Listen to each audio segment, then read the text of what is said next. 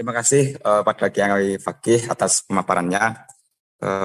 Sungguh sangat memberi wawasan baru kepada saya terkait pemaknaan sebenarnya mahar itu apa. Karena saya dulu termasuk orang yang menganggap bahwasanya mahar ini juga simbol untuk penguasaan suami atas perempuan. Karena pengetahuan awal saya dulu ketika belajar mengenai mahar ini, saya dapat ilmu dari kitab Fathul Qorib waktu itu kan. Jadi yang saya ingat bahwasannya mahar itu separuh dari mahar itu bisa gugur gara-gara sebelum dukhul. Insya Allah wa yasqutu bi talaqi qabla dukhuli biha misbul mahri. Nah, di sini saya berkesimpulan bahwasannya iya, tadi pertanyaan ini Kak Hasbinya sudah masuk lagi. Oh, masuk lagi ya. Iya, boleh dilanjutkan. Tadi pertanyaannya sampai pada bagaimana pendapat fikih atau itu ya terkait dengan kewajiban memberikan mahar itu baru 50% ketika belum didukhul, begitu ya Kang Hasbi. Lalu pertanyaan lanjutannya bagaimana? Mungkin lebih kepada itu saja ya Mbak Moderator. Sebenarnya ada makna apa gitu? Kok ketika sudah nikah dan belum sempat didukhul, ketika cerai itu mahar dikembalikan separuh gitu. Nah, saya kan akhirnya berkesimpulan bahwasanya mungkin yang separuh ini sebagai simbol untuk pernikahan, kemudian yang separuh untuk kebutuhan seksual. Saya mikirnya seperti itu. Kira-kira pemanaan dari Kang Fakih sendiri bagaimana? Ya, saya sebelum jawab, coba kalau Mbak Vivi jawabnya gimana? Ya, tadi kan pertanyaannya. Sudah ada kerangkanya. Kalau ada seperti itu, ya kita sharing aja. Ini kan belajar bareng ya. Jadi kan kerangkanya sudah tentang bagaimana memahami mahar ini. Dan sekali lagi saya bilang kalau dalam perspektif mubadalah itu kita tidak pada konteks misalnya menyalah atau membenarkan, tetapi bagaimana memaknainya gitu loh. Jadi Fathul Qoribnya begitu, oke, memaknainya gimana gitu misalnya. Atau boleh apapun lah, dicoba. Kalau Mbak Vivi gimana itu? Gimana Mbak Vivi? Mbak Vivi dulu lah. Masa saya terus. Kalau saya pribadi sih pendapat saya begini ya, kan 50% ketika akad, 50%-nya dilunasi ketika sudah dukhul ya. Itu biar biar tidak merugikan gitulah. Karena meskipun itu simbol cinta, tapi tetap aja ya di belakangnya itu kayak ada semacam saya sudah bayar mahar gitu kan. Kalau saya nggak mendukhul, saya mau balik lah 50%-nya gitu. Ini kalau maharnya gede ya, tapi kalau maharnya mukena terus potongan gitu kan, masa iya mau dibalikin atasannya aja atau bawahannya aja. Ya itu kira-kira betul Mbak Vivi ya. Jadi maksud saya pernyataan itu benar, tapi tidak mutlak. Tidak semuanya, karena prakteknya tadi kan walau khotaman min hadid. Tadi ada 2 sendal, kalau dibalikin masa separuh sendal gitu. Itu gimana itu tuh? Nah karena itu makna itu benar, tapi tidak mutlak. Mutlak itu artinya tidak seluruh pernikahan. Ya untuk pernikahan yang misalnya maharnya besar, gitu loh, maharnya cukup besar sekali.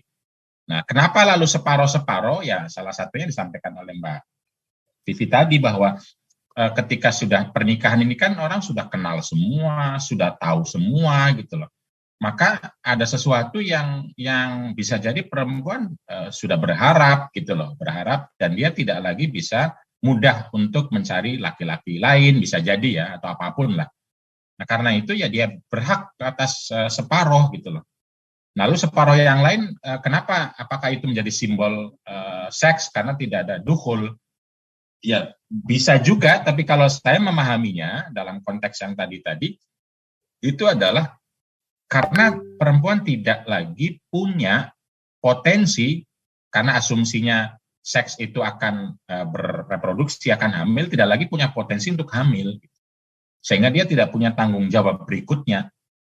Nah tanggung jawab berikutnya kan kalau ada kan harus harus diemban. Nah, ketika diemban dari mana? Ya dari mahar itu gitu loh. Dari mahar itu, tapi ketika tidak ada, maka dia tidak berhak mengemban mandat atau amanat nanti kehamilan dan seterusnya itu.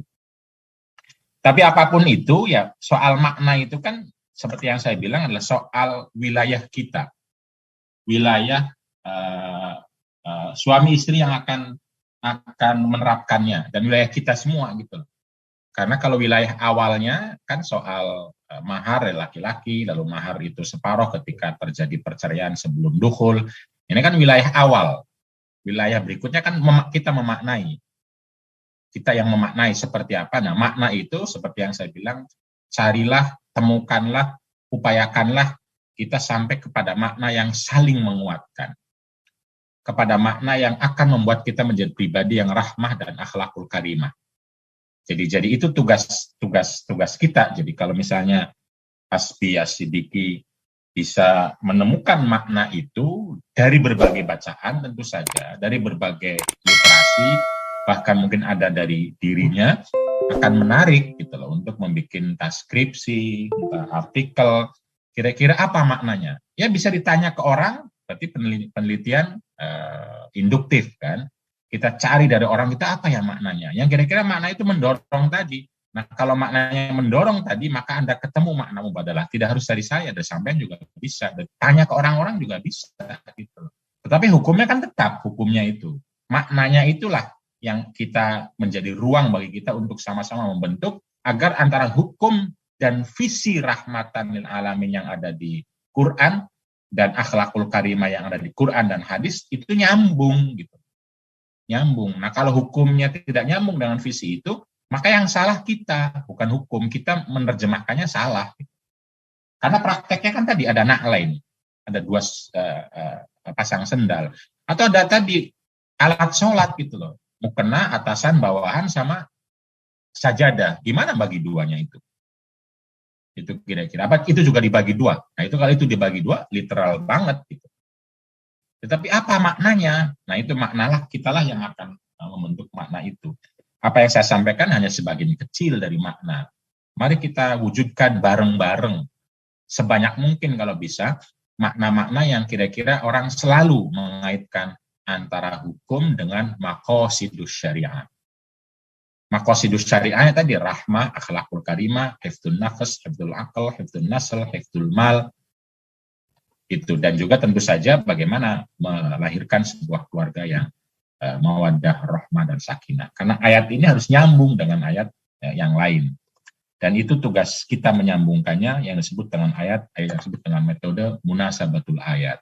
Tafsir menyambungkan antara satu ayat dengan ayat yang lain. Dan terutama tentu saja ayat yang visioner, ayat yang isinya adalah visi rahmah dan akhlakul karimah, dia menjadi utama, yang bahasa saya mabadi, yang memayungi ayat-ayat lain yang sifatnya kontekstual atau parsial.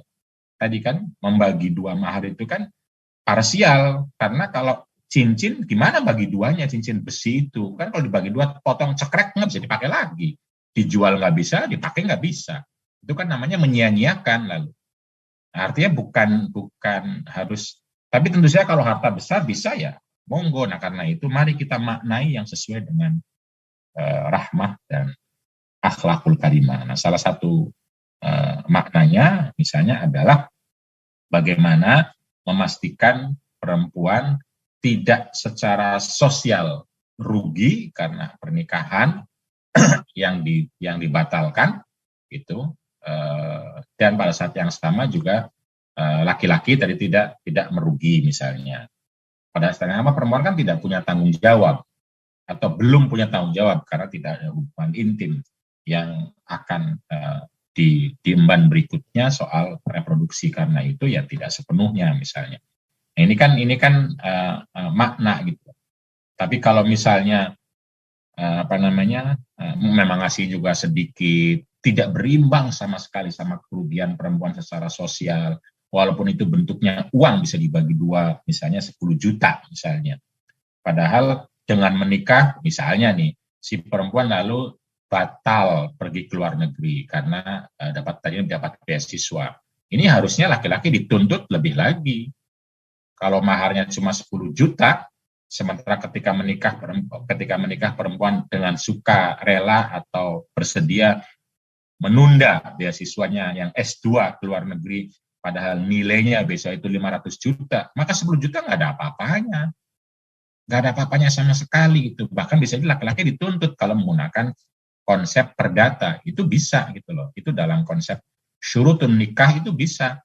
Kalau laki-laki jangankan nikah, laki-laki membatalkan khitbah, peminangan, yang mengakibatkan perempuan itu akhirnya tidak memperoleh haknya, maka laki-laki bisa dituntut.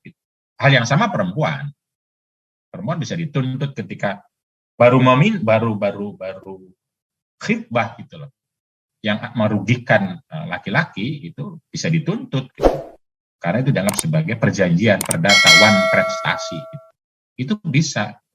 Nah karena itu ya menurut saya separuh-separuh itu cara untuk mengurangi kerugian itu. Dan pada saat yang sama juga untuk memenuhi kebutuhan tertentu di antara dua belah pihak. Tetapi lebih dari itu, mari kita bersama-sama mencari makna apa yang mungkin hidup di masyarakat dari berbagai makna. Nanti bisa juga misalnya kalau penelitian itu hasbi, kalau kita ketemu berbagai makna, nah makna mana yang paling dekat dengan mubadalah, kan bisa penelitian begitu dari berbagai pandangan orang. Itu kalau kasih persentase atau dikasih layer antara kuat, lemah, agak kuat. Nah kira-kira makna yang itu mana yang kuat mubadalahnya, mana yang lemah mubadalahnya. Saya kira menarik juga karena kita juga penting untuk menemukan bagaimana beragama itu dalam kehidupan, living religion dalam kehidupan itu bagaimana dimaknai oleh masyarakat.